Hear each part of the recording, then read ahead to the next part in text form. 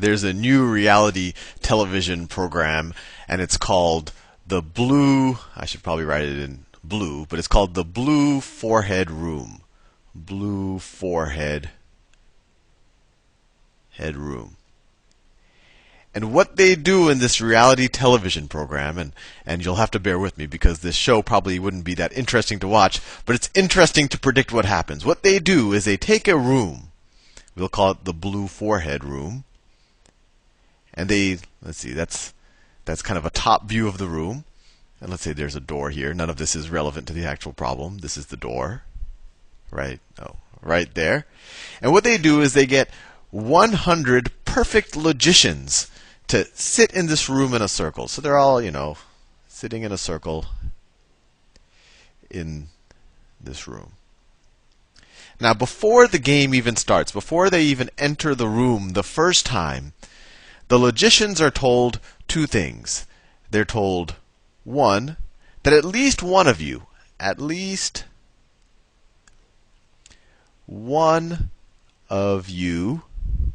has your forehead painted blue.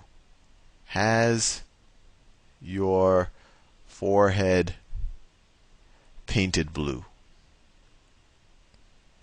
At least one of you has your forehead, and maybe they all get their foreheads painted, so that obviously if you're the only guy who has your forehead painted, and but you just don't know what color it is, so all of them have different color foreheads, right? Or we don't know, but all they're told is, look, obviously I've painted your forehead, and at least one of the people in the room that you will enter will have their forehead painted blue. And then they're also told that as soon as you deduce that you're blue, that you're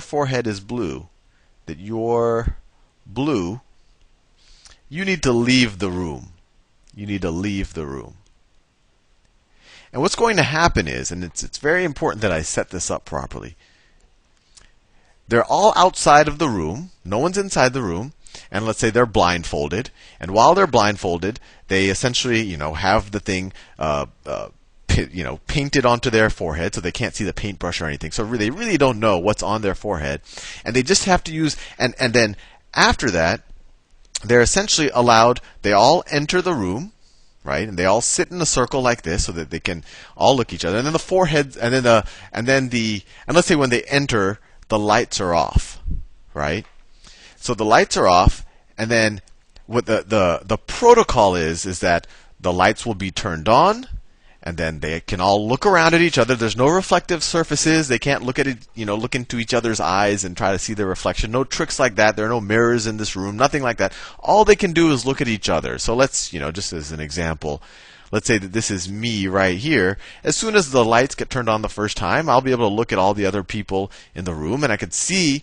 It'll be pretty obvious to me if anyone has a blue forehead, right? Maybe that guy has one. That guy, I don't know, right? And I could see them. I can't see my own forehead. And what happens is, then they will turn off the lights, and the way they're going to do it is you have to leave the room after you have realized that you have a blue forehead. So for example, let's say I enter into the room, and because I'm a perfect logician, I see things that allow me to perfectly deduce that I have a blue forehead. Then what they're going to do is they're going to turn off the lights again. And then if I know that I have a blue forehead while the lights are turned off, I would leave the room. And then when they turn the lights back on, I'd be gone. So there would be no Sal here. So, let's say there were 100 before, then there would be 99 guys sitting in the room, right? As soon as I realize I have a blue forehead, when the lights get turned off, I leave. Right? And just remember, these are perfect logicians. So everyone in the room, and not only are they all perfect logicians, but they all know that everyone else is a perfect logician. So everyone is also told, and this is true, everyone is perfect logician, which means they have infallible powers of logic. Perfect logician. So my question to you, just remember, I have, each of these perfect logicians, we set them up outside of the room, paint their foreheads, they're blindfolded, they have no clue. Then we have all of them walk into a dark room, sit in a circle like this, And then what we tell them is, as soon as you realize that you have a blue forehead, as soon as you have a blue forehead, you have to leave the room. Now, my question to you is, let's say that we've actually painted everybody's forehead blue. What happens? So remember, this is what we've told each of the people, right? As soon as you realize your forehead is blue, you leave the room. And now I've just asked you, what happens? The producers like to really play with these logicians. They've actually painted everybody's forehead blue. So when everyone goes into the room the first time, what's going to happen? Let's say I'm one of the logicians. This is me right here. As soon as I open my eyes, I'm going to see 99 other fellow logicians with blue foreheads. So that's just kind of, and then maybe I can somehow deduce something about my own. I don't think you can. And then the lights will go off. And then, if I haven't deduced anything about my own blueness of my forehead, then they'll turn the lights back on. And then maybe some other guy will have left. I don't know. Or maybe not. And then I'll see the same 99 guys again. And that'll just keep occurring until something happens. And my question to you is, what happens, when, and why? And that's I'm thinking whether I should give you a hint right now. Well, let me tell you this way. That's the problem. You should be able to solve it. And just so you know where this came from, if I remember correctly, I think this was on a computer science exam I had at MIT. So it's just so you know, this isn't just for fun. This could actually, I don't want to go